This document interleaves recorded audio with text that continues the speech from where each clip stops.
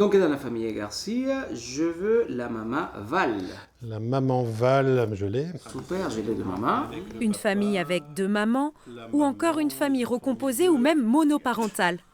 Ah, j'ai une famille, la famille Hoffman. La maman et la fille. Oubliez le traditionnel jeu des 7, voici celui des 8 familles qui représentent la diversité des foyers.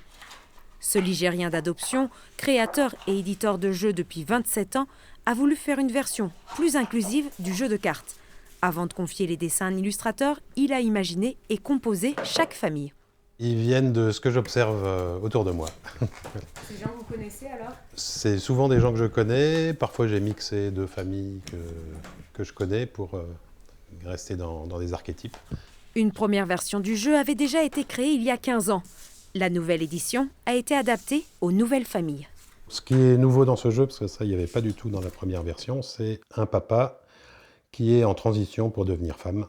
Et que du temps où elle était homme, elle a eu 3 enfants avec cette dame. Un jeu de société pour les enfants qui parle de la famille et qui la représente dans toute sa diversité. En boutique, c'est plutôt une exception. Globalement, dans le jeu de société, où l'important c'est surtout la mécanique et l'aspect ludique, la représentation, je pense, n'est pas forcément l'idée principale, on va dire.